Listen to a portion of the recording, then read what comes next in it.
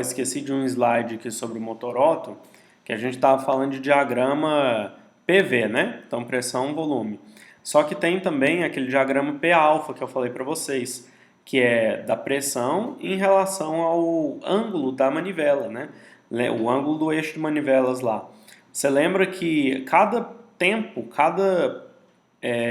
dos 4 tempos do motor representa um giro de 180 graus no virabrequim, né, no eixo de manivelas. Então é possível você também usar um dispositivo parecido com aquele indicador de pressão lá para medir em relação ao ângulo, medir a pressão em relação ao ângulo do eixo de manivelas, né? Basta você fazer a conexão correta lá.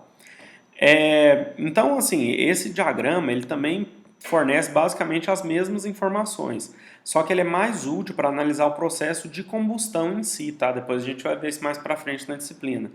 O mais útil para a gente agora são os diagramas PV, mas só para mostrar para vocês como ele funciona. É basicamente, então, um gráfico de pressão pelo ângulo, né? Pelo aquele ângulo alfa.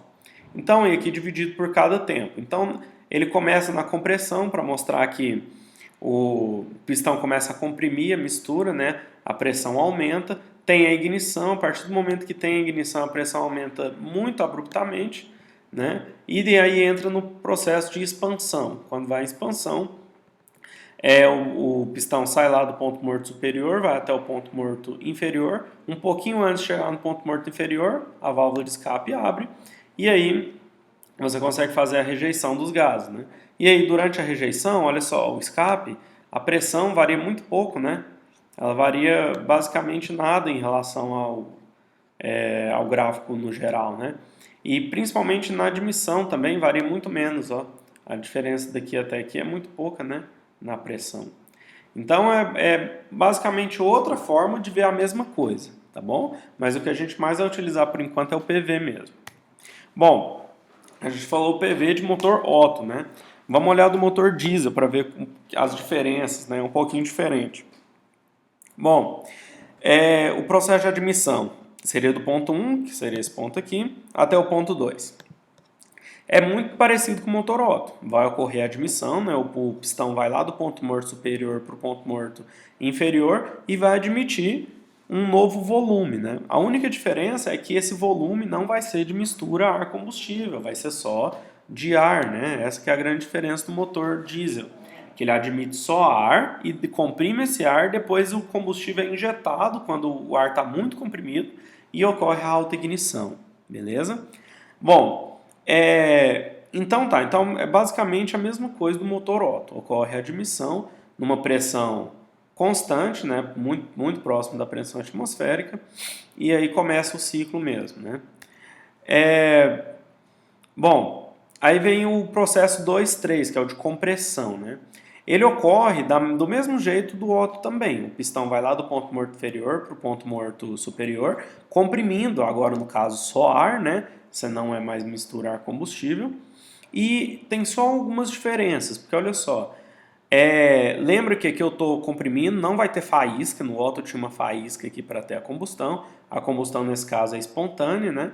E ela não começou ainda. Só que quando eu estou no final da compressão, nesse ponto A aqui, eu já começo a injetar combustível, certo? A injeção de combustíveis nos motores diesel é feita de maneira controlada e dura um pouco de tempo. Ela não é só um spray instantâneo, o combustível é injetado ao longo de um curto espaço de tempo, tá?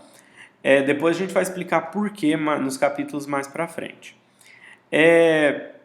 Então, beleza. Aí você injeta o combustível, continua comprimindo um pouquinho mais e aí sim ocorre a combustão, tá? Nesse ponto 3 é onde vai ocorrer de fato a combustão. O processo 3-4 ele é uma mistura da combustão e da expansão.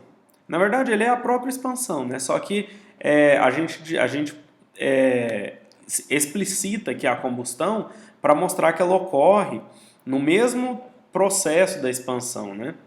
Diferente lá do Otto, que ela ocorria antes, né? E a expansão era só a expansão mesmo, já tinha ocorrido a combustão. Então, como eu falei, o combustível ele começa a ser injetado aqui no ponto A e acaba de ser injetado só no ponto B. Quer dizer, já começou a ocorrer a combustão e ainda está sendo injetado combustível aqui, né? O combustível é injetado em toda essa parte vermelha aqui. Beleza.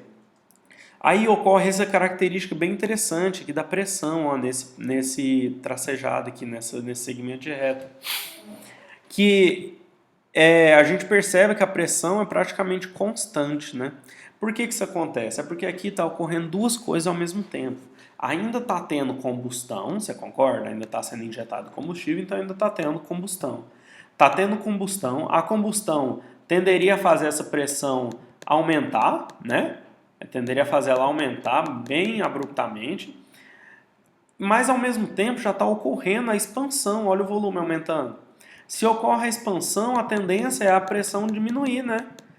Então, você tem um processo que está tentando fazer a pressão subir e um outro processo que está tentando fazer a pressão descer.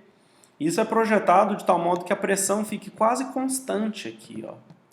Então, nesse processo, nessa parte aqui, a pressão é quase constante, tá? Quando acaba de injetar o combustível, quando a combustão de fato acaba, aí sim começa aquela curva característica de expansão, muito parecido com a do Otto. Você tem um grande aumento de volume, né? Então o volume está saindo desse ponto aqui até esse ponto aqui, então você tem um grande aumento de volume com uma queda de pressão, certo? Beleza? Então a curva de expansão mesmo, que é essa parte aqui, ela é bem similar ao Otto, tá? O pistão, então, de novo, vai do ponto morto superior ao inferior. Um pouquinho antes de chegar no ponto morto inferior, a válvula de escape abre, do mesmo jeito do Otto. Então, lá, o escape, ele ocorre do mesmo jeito que ocorre no motor Otto, tá? O pistão vai do ponto morto inferior para o ponto morto superior, com a válvula de escape já aberta, né? Ela tinha aberto aqui, ó, um pouquinho antes de chegar no ponto morto inferior. E aí, o pistão vai varrendo o cilindro, né? Expulsando o que sobrou da combustão lá, os gases remanescentes. De novo, como há uma comunicação direta do cilindro com o ambiente, através da VE, né? A válvula de escape, a pressão é basicamente a pressão atmosférica, muito próxima dela, tudo bem? Então, de novo, a gente pode modelar esse processo aqui para um processo isobárico. Repara que esse processo de escape e admissão, tanto aqui quanto no motor Otto, foram os únicos que eu falei por qual curva que a gente vai modelar, tá? A gente vai falar disso na próxima aula, para explicar como que a gente modela essas curvas. As outras, né, que não são tão evidentes. Tudo bem? Então, essa foi mais uma aulinha, tá? E a gente volta na próxima para falar um pouco mais sobre esses ciclos, falar sobre a parte matemática deles. Beleza? Então, valeu, pessoal!